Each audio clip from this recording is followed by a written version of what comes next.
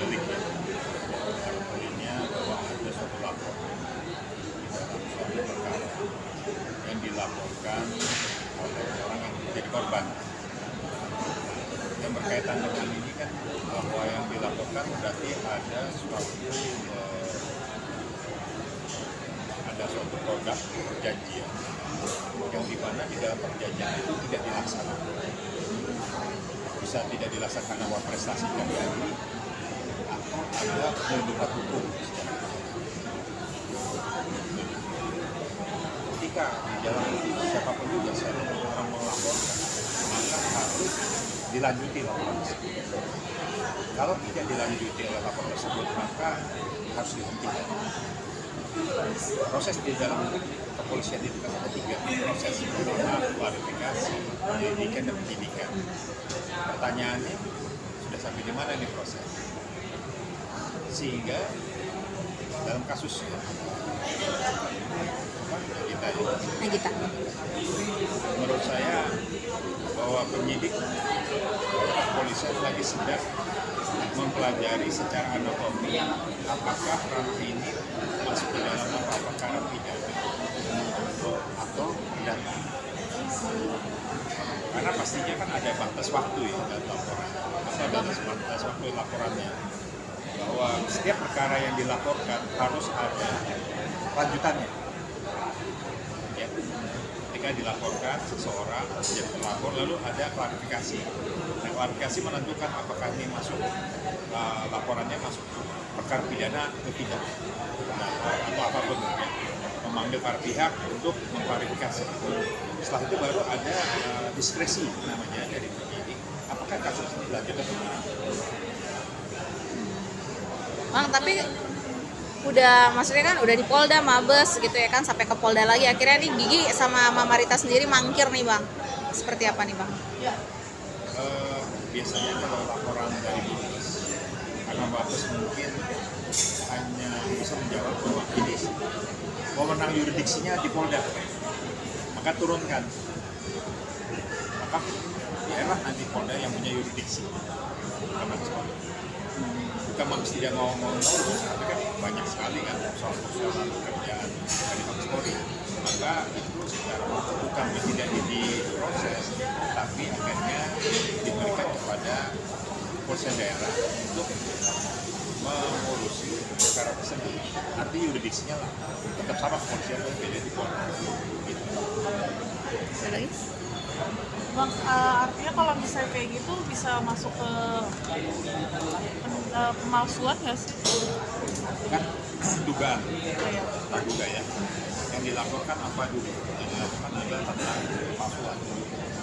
Maka apabila dia merasa bahwa dalam produk perjanjian itu dia tidak pernah mendatangani, maka dia melaporkannya pasalnya tidak pasal 263 pemalsuan surat, apakah pasalnya 266 pemeriksaan palsu atau pemalsuan surat di 264 itu ya, pemalsuan terhadap akta otentik. Nah, kalau sudah masuk ke dalam ada suatu laporan pemalsuan, maka dia harus membuktikan apa yang dipalsukan, apakah isinya tanda tangan kan. Nah, kalau merasa bahwa saya nggak pernah tanda tangan, nah, terus dibuktikan nanti dalam proses dalam fase-fase penyelidikan, maka nanti ada yang terpilih namanya pusat labor yang terpilih menentukan apakah tanda tangannya identik atau non identik. Itu penentu. Kalau dia merasa tidak pernah tanda tangan. Tetapi apabila memang isi produk yang dipalsukan, misalnya saya tanda tangan, saya nggak tahu isinya, itu kesalahan saya. Tanda tangan. Namanya syarat sahnya produk perjanjian adalah disepakati dua mendatang. Saya nggak pernah baca itu, ya salahnya ada sendiri sama nggak baca. Kecuali di sini ada pemalsuan, merasa tidak tahu atau menjadi korban. Seakan-akan pemalsuan kan, seakan-akan surat itu menjadi benar pada isinya palsu. Isinya benar tapi dijual palsu. Atau sebaliknya. Secara konstruksi hukumnya adalah pemalsuan surat itu harus dibuktikan dengan adanya korban. Pasal 263 itu artinya gini, ada pemalsuan surat, lalu ada korban. Korbannya apa? Dengan memasukkan surat inilah saya nggak bisa menjual rumah, tidak bisa menghasilkan uang. Oke. Jadi harus dipisahkan. Apa yang dipalsukan? Apakah isinya? Harus tanda tangan. Tapi kebang ini kadang-kadang benar, tapi saya nggak tahu. Itu kesalahan mereka. Jadi tetap hukum itu tidak menyatakan seperti itu, kecuali dalam kondisi apa? Dipaksakan. Mabuk. Hah? Mabuk juga. Keadaan yang tadi hilau, kelalai, tak mabuk, ya itu kan tadi kondisi-kondisi itu orang yang tidak pantas untuk cakap dalam melakukan perbuatan buruk ya. Tapi andai kata memang ternyata dia menandatangani itu walaupun tidak membaca detail, dia bisa membatalkan nggak? Tidak bisa. Pertanyaannya, kalau surat pernyataan ini dibuat dengan keadaan sehat, tanpa unsur paksaan dari pihak manapun, dan sebagai kekuatan hukum ada bahasa klausul itu, saya kan berarti artinya surat pernyataan ini dibuat dengan keadaan kondisi sehat, dibuat sehat dan memang tahu. Tidak bisa kan sebelum atau saya itu karena dipaksakan ada kecuali ada pemaksaan, ada ancaman. Berarti bisa jadi hal itu yang ngebuat alot ya bang, karena kan dia Gideon ini udah ke Polres, iya, penyidik akhirnya berpikir ini rada pembinaan perdata organisasi. Udah ada pilihan lain.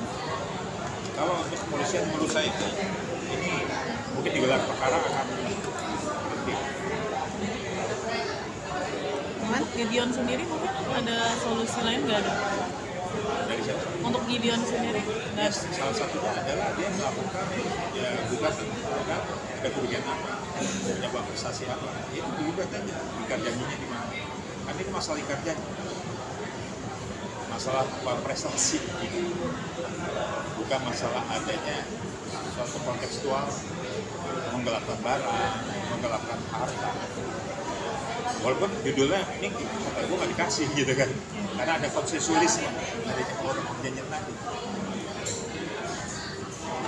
Mungkin terakhir ya bang, kalau misalnya ternyata keadaannya seperti untuk kasusnya Gideon ini semestinya dari abang sarannya apa mungkin? Solusinya untuk entah kekeluargaan kah atau apa? Pertama harus dibaca bicara dialogis lah ya, tapi kan dulu saya punya hak. Setelah itu kita buktikan kalau memang nggak ada deadlock, ya buktikan di kasus perdata gugatan. Artinya harta berasal dari mana dan harta ekonominya. Nah, nanti ingkrah, putusan amarnya terakhir apa, ikutin aturan itu. Nah dari situ baru larinya pidana pintunya. Kalau ada yang Oke. Pidana